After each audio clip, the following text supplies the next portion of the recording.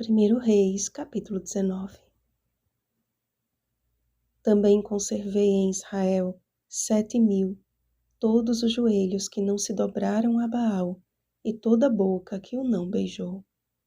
Versículo 18. A solidão é um dos piores males que existe. Promove medo, angústia e pode resultar em depressão ou em outras doenças emocionais. Foi o que aconteceu com Elias. Após o milagre no Monte Carmelo, Jezabel ameaçou a sua vida. Talvez Elias quisesse apenas poder voltar para casa, para seu povo, e desfrutar de um pouco de sossego. Então, mais uma vez Elias se retirou para longe.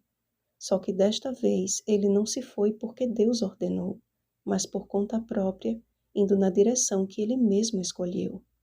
E embaixo de uma árvore, entregou-se não somente ao sono, mas chegou a pedir para si a morte. Isso mesmo, o fiel servo de Deus pediu para morrer.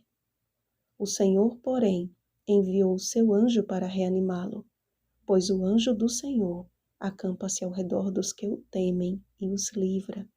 Salmo 34, versículo 7. Deus tinha um plano na vida de Elias que ele jamais imaginaria. Por mais que um servo de Deus encontre dificuldades na jornada da vida, Deus jamais o desampara. Ele está sempre disposto a suprir as nossas necessidades de acordo com cada situação. Elias estava tão mal que comeu pão, bebeu a água e voltou a dormir. Pela segunda vez, o anjo do Senhor tocou-o. Então, novamente, ele foi alimentado, recobrando as forças a ponto de andar 40 dias e 40 noites até chegar a Horebe, o monte de Deus. Existe uma diferença entre ir ao deserto por conta própria e ser levado ao deserto pelo Espírito de Deus. O próprio Cristo precisou passar pelo deserto no mesmo intervalo de tempo em que Elias caminhou, mas ele o foi porque foi levado pelo Espírito ao deserto. Mateus capítulo 4, versículo 1. Elias enfrentou esta jornada e, no fim, encontrou o monte de Deus.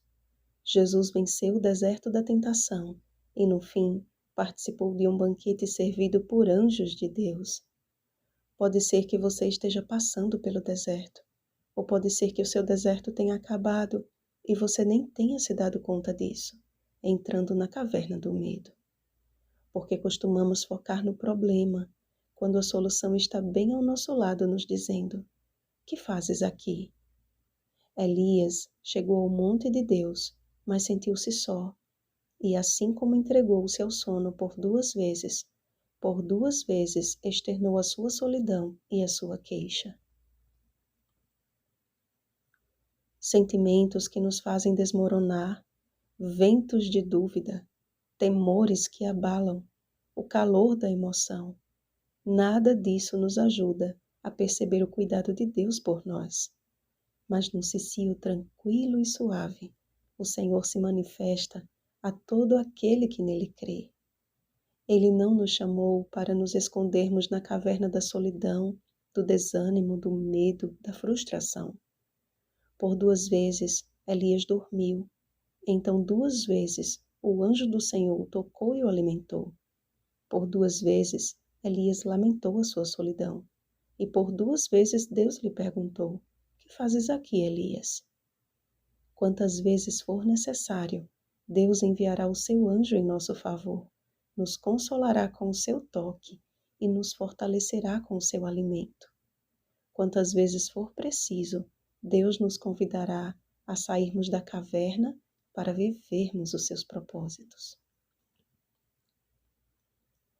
Elias já estava no Monte Santo de Deus e seus sentimentos negativos o fizeram desaperceber disso.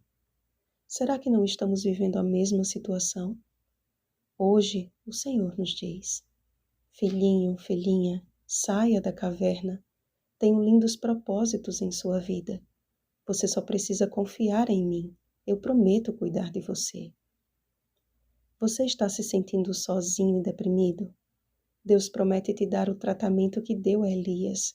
Ele deseja te tocar, te dar o alimento que vivifica, te indicar o caminho em que deves andar, falar com você, te ouvir, te usar como seu instrumento. E se ainda estiver achando pouco, ele te apresenta pessoas que irão ajudá-lo a sentir-se melhor. Onde estão vocês, joelhos que não se dobraram ao príncipe deste mundo? Sabem quem são aqueles que hoje representam os 7.000? São os fiéis da terra, que não somente declaram que só o Senhor é Deus, mas que buscam viver essa verdade. Assim como Elias passou por momentos difíceis de fuga e de perseguição, todos quantos querem viver piedosamente em Cristo Jesus serão perseguidos. 2 Timóteo capítulo 3, versículo 12. Mas semelhante ao que fez a Elias, Deus promete suprir cada uma de nossas necessidades e em nossa fraqueza nos tornar mais fortes. Portanto, amados, não há o que temer, ainda que venham terremotos, ventanias e fogo, pois no final o Senhor nos envolverá com a brisa suave de sua paz e nos dará segurança eterna. Saia da caverna e venha para a luz. Não temais os que matam o corpo e não podem matar a alma. Mateus capítulo 10, versículo 28. Mas seguros na salvação que já nos foi garantida, façamos parte da geração ungida pelo Espírito Santo, que abalará a terra com a proclamação do Evangelho eterno. E será pregado este Evangelho do Reino por todo o mundo, para testemunho a todas as nações. Então virá o fim. Mateus capítulo 24, versículo 14. Perseveremos, vigiemos e oremos. Bom dia e um feliz sábado, fiéis da terra.